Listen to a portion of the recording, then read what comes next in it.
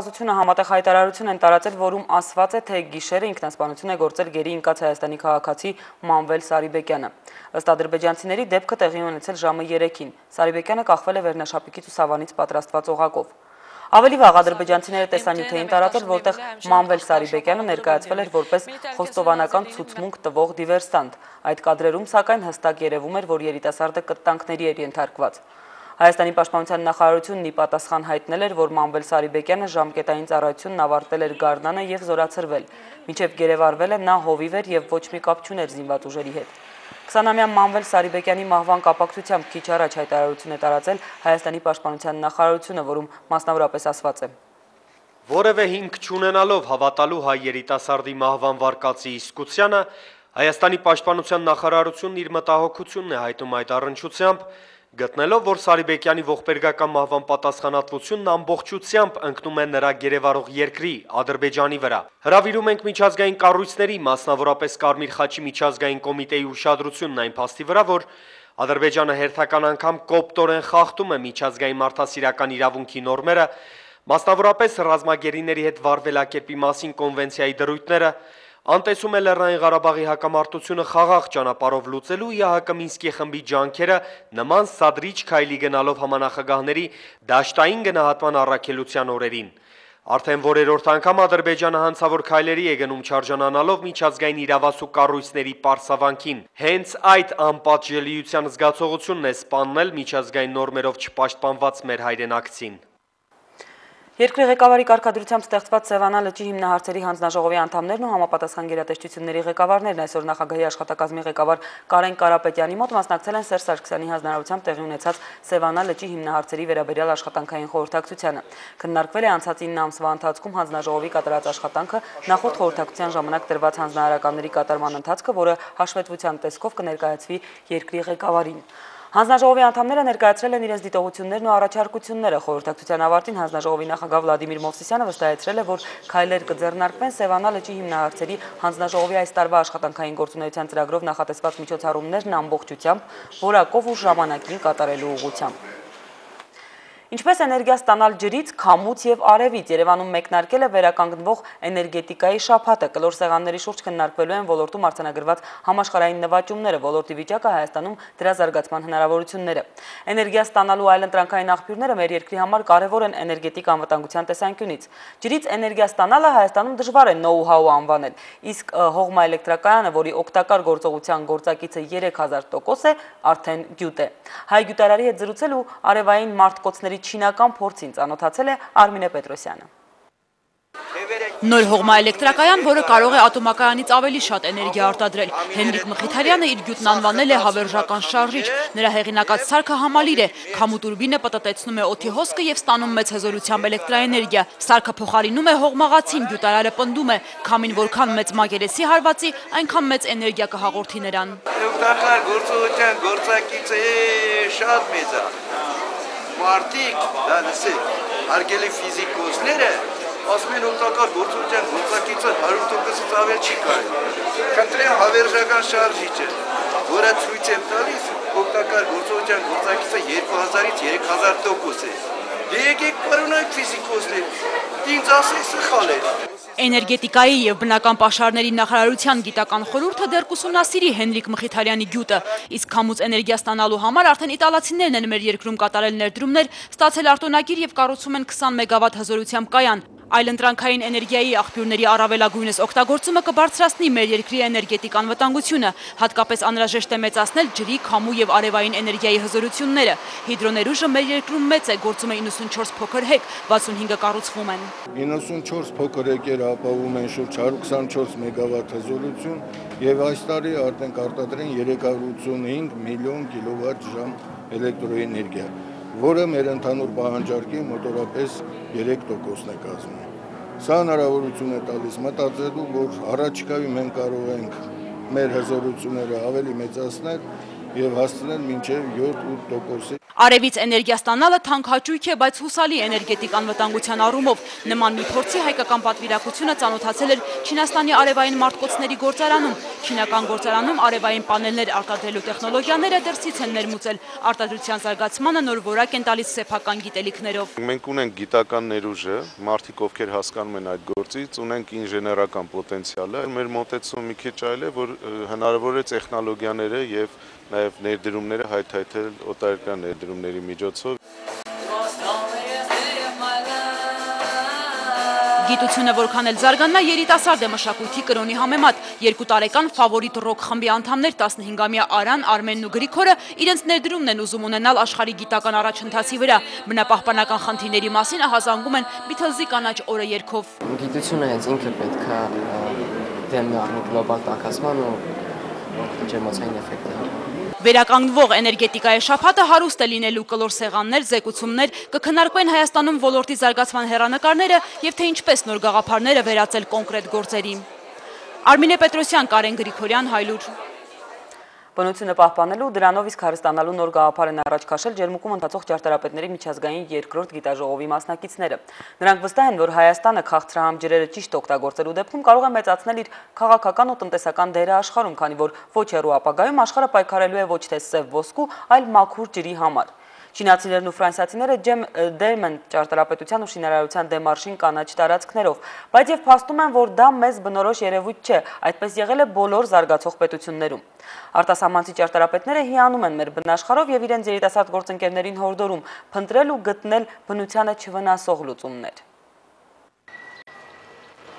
Անկախացումից հետո Հայաստանի ճարտարապետության զարգացումը սկսեց ընթանալ նոր հունով։ Այն սկսեց զարգանալ նոր ձևավորվող սեփական փիլիսոփայությամբ, որում ակներև քիչ ընդհանրություններ կան խորհրդային ժամանակաշրջանի ճարտարապետության հետ։ Եվ դա բնական է, նոր շրջանի հայկական ճարտարապետությունը չի հանդիսանում ոչ խորհրդայինի ժառանգորդը եւ ոչ էլ ներկայանում է արտերկրի ճարտարապետական զարգացումներից մեկը։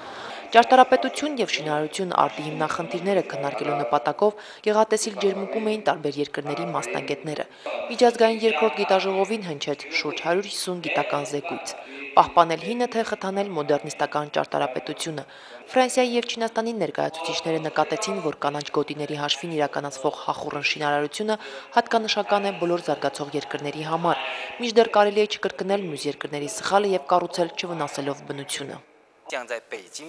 Աշխարհի շատ գիտաժողովների եմ ներկա եղել, այս մեկն առանձնահատուկ էր քննարկվող թեմաների առումով։ Արտի ճարտարապետության խնդիրներ կան նաև Պեկինում, այնքան էլ լավ լուծում չէ, երբ հին շենքերի փոխարեն միայն երկնաքերեր են կառուցվում։ Հայաստանը հրապուրիչ երկիր է բնապատկերների ու ճարտարապետական լուծումների տեսանկյունից։ Սա հրաշալի հնարավորություն է երկրում զարգացնելու туриզմը։ Խորհուրդ կտայի սովորել ուրիշների սխալների վրա, արդի ճարտարապետությունը հին նախագծերի վրա կառուցելով, որպեսզի նորօրյա շինարարությունը լրացնի, ոչ թե վնասի ազգային ճարտարապետությանը։ Գիտաժողովին կարևորվեց նաև տարերային աղետների դեպքում գիտականորեն հիմնավորված վերականգնման շինարարության կազմակերպումը։ Լիոնի ճարտարապետական բարձրագույն դպրոցի ռեկտորի խոսքով տարբեր երկրներում կադրերի վերապատրաստումը թույլ է տալիս երիտասարդ ճարտարապետներին ավելի ճկուն լինել եւ նոր միջավայրերում լուծումներ գտնել։ Ակտիվ քննարկվեց եւս մեկ հարց՝ Հայաստանի քաղցրահամ ջրերը մաքրելու եւ որպես խմելու ջուր խողովակաշարերով տարածաշրջանի երկրներին մատակարարելու դեպքում մեր երկիրը կմեծացնի իր քաղաքական ու տնտեսական դերն ու կշիռը եւ ոչ միայն տարածաշրջանում, քանի որ ջրի խնդիրը աշխարհում դառնալու է ավելի հրատապ հետ մղելով նավթի եւ գազի պահանջարկը, եւ այդպիսի ծրագրի իրականացումը կարող է Հայաստանին բերել տնտեսական լուրջ արդյունքներ։ Լուսինե Մկրտչյան, Հակոբ Փափազյան, Հայլուր։ Այսօրվանից մինչև հոկտեմբերի 8-ը եվրոպական եւ ԱՊՀ 18 երկրների ժամանած մաքսային ոլորտի մասնագետները Սևանում կներկայացնեն իրենց փորձը աջակցելով զարգացող երկրների մաքսային համակարգում ռիսկերի կառավարման մշակույթի ներդրմանը։ Ռիսկերի կառավարումը խորագրով տարածաշրջանային սեմինար անցկացնելու պայմանավորվածությունը ձեռք էր բերվել անցած տարի համաշխարհային մաքսային կոմիտեի գլխավոր քարտուղար Կունիո Միկուրայի հայաստանյան այցի ժամանակ։ Ռիսկերի կառավարումը մաքսային վարչարարության առանցքային մեխանիզմներից է, որի արդյունքում հնարավոր է հասնել մաքսային վերահսկողության եւ առևտրի պարզեցման հաշվեկշռին։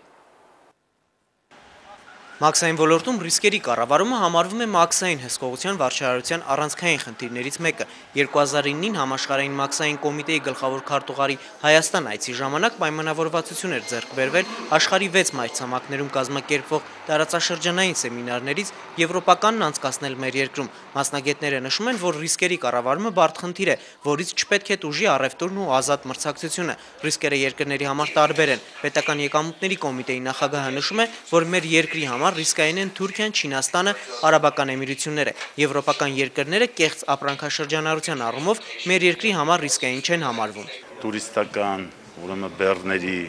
առումով ռիսկային գոտին շատ մեծ է, դրա համար մեր համար կարևոր է ինչպես կառավարել այդ համակարգը, քիչ միջամտությամբ ինքը դարձնել վերահսկել, ամբողջ բարդությունը դրանում է։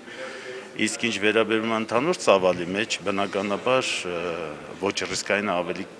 մեծ է։ Հայաստանը ներգրավված չէ այլ երկրների ռիսկային համարվող պետությունների ցանկում։ Սեմինարին մասնակցելու հրավեր ուղարկվել է տարածաշրջանային բոլոր երկրներին։ Թուրքիան եւ Ադրբեջանը մասնակցությունից հրաժարվել են։ Իդեպ թմրանյութերի շրջանառության առումով ՄԱԿ-ի զեկույցում Ադրբեջանը նշվել է որպես ռիսկային երկիր։ Հետազոտություններ ռիսկերի առումով որևէ երկրի համար չենք նույնականացնում։ Այս օրերին փորձելու ենք քննարկել, թե ինչպիսի միասնական մեթոդաբանություն կարող է որդեգրվել ռիսկերը բացահայտելու, գնահատելու եւ մեղմելու ուղղությամբ։ Ռիսկերի բացահայտումն ու գնահատումը բոլոր երկրների մաքսային ծառայությունների ուշադրության կենտրոնում է։ Մասնակիցները ներկայացնելու են ռիսկերի կառավարման իրենց փորձը եւ անդամ երկրները դրա հիման վրա կատարելագործելու են իրենց համակարգը։ Քննարկումների արդյունքում նախատեսվում է ներդնել ռիսկերի գնահատման նոր համակարգ։ Առանց մարդկային ֆակտորի ներդրվելու է եւ ղեկավարվելու է տվյալ մաքսային ծառայության կողմից։ Այն բացահայտելու է ռիսկային երկրները, ռիսկային ապրանքները, ինչպես նաև ռիսկային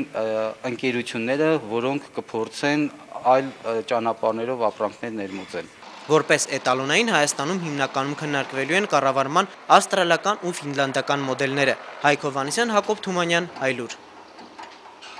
Հազարամյակի մարտահրավեր հիմնադրամի Հայաստանի ջրից դեպի շուկա ծրագրի եւ Մեծ Բրիտանիայի Օքսֆամ կազմակերպության ֆինանսավորմամբ Տավուշի մարզի Ակնաղբյուր գյուղում բացվել է Թարմ Միրգ բանջարեղենի մթերման կենտրոն։ Հիմնադիրները Ակնաղբյուր եւ Լուսաձոր համայնքներում ստեղծված գյուղատնտեսական սպառողական կոոպերատիվներն են, որոնց անդամագրվել են 64 ֆերմերներ։ 70 տոննա ծավալով խցիկը համալրված է սառնարանային սարքավորումներով, ուր իրենց միրգ բանջարեղենը կարող են սառեցնել նաեւ հարևան գյուղերի բնակիչները։ Սառնարանային պահպանման նմանատիպ խցիկի բացակայության պատճառով գյուղացիներն ամեն տարի կորցնում էին իրենց եկամտի մի մասը, իսկ հիմա նոր բացված կենտրոնում նրանք մթերքը մինչև 8 ամիս պահելու հնարավորություն կունենան։ Մնում է որոշել ընդունվող մթերքի քանակը եւ պահպանման վարձավճարը։ Օդանավակայանինքից ազատ առևտրի գոտի պետք է հիմնվի, որի հիմնական մասնագիտացումը լինելու է թարմ մրգեր բանջարեղենի արտահանումը եւ հիմնական մարտահրավերը այդ կենտրոնի ձևավորման ոչ թե սառնարանային տնտեսություն կամ լոգիստիկան է, որը նորից մեծ խնդիր է, այլ նաեւ տեղերում որակյալ եւ միանման ապրանքների արտադրությունը։ Հոկտեմբերին Հայաստանում սպասվում են տեղումներ եւ ջերմաստիճանի աստիճանական անկում։ Հայպետհիդրոմետի օդերևութաբանական կանխատեսումների բաժնի պետի խոսքով այս հոկտեմբերի առաջին օրերը նորմայից տաք էին, սակայն վերջին 2 օրերի անձրևները ամեն ինչ դրեցին տեղը, ընդամենը 1 օրում հոկտեմբերի 4-ին տեղացել է ամսական տեղումների նորմայի կեսը։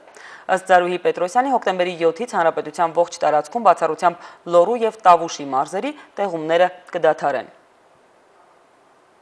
Իսկ Հունգարիայում բնապահպանական աղետ է կավի վերամշակման գործարանում տեղի ունեցել պայթյուն, ինչի հետևանքով քիմիական թունավոր նյութերի արտանետում է սկսվել։ Աղետի գոտում են հայտնվել 2 բնակավայր, ըստ վերջին տվյալների 4 մարդ զոհվել է, 3-ն անհետ կորել են, 100-ից ավելին տարբեր վնասվածքներով դիմել են բուժօգնության։ Իշխանությունը սկսել է տարհանել աղետի գոտու բնակիչներին, թունավոր արտանետումները լցվել են փոքր լճերը։ Աղտոտման սպառնալիքի տակ է Դանուբ գետը։ Փրկարարական ու մաքրման աշխատանքներին զուգահեռ հունգարական կառավարությունը սկսել է վթարի հետաքննությունը։ Ռուս-բելարուսական հարաբերությունների լարվածությունը շարունակվում է իշխանական մակարդակում երկու կողմերի միմյանց հանդեպ հնչող մեղադրանքներն ու սպառնալիքները արդեն ստացել են իրենց արձագանքները։ Այսօր հայտնի է դարձել Մինսկում ձերբակալված հեռախոսային ահաբեկչի մասին։ Նա հայտնել է Մոսկվայից Գրոզնի եւ Մոսկվայից Սինգապուր թռչող օդանավերում իբր տեղադրված ռումբերի մասին։ Ահազանգի պատճառով Սինգապուր թռչող օդանավը հարկադիր վայրեջք է կատարել Կալկաթայում, որտեղ էլ հնդկական հատուկ ծառայությունները օդանավը մանրակրկիտ զննման են ենթարկել։ Իսկ Չեչնիա թռչող Յակ 40 32 օդանավը 73 ուղևորով վայրեջք է կատարել Վոլգոգրադում։ Ահազանգը կեղծ է եղել, 2 օդանավում էլ պայթուցիկ սարքեր չեն հայտնաբերվել, փոխարենը եղել է խուճապ ու լարվածություն։ Միջազգային մյուս լուրերը տեսաշարով լրահոսին հետևում է Մարիամ Մխիթարյանը։ Միացյալ Նահանգները, Ճապոնիան եւ Ավստրալիան ահազանգում են Եվրոպայում նախապատրաստվող ահաբեկչությունների մասին։ Այս պետությունների հատուկ ծառայությունների տվյալով ահաբեկչությունների հիմնական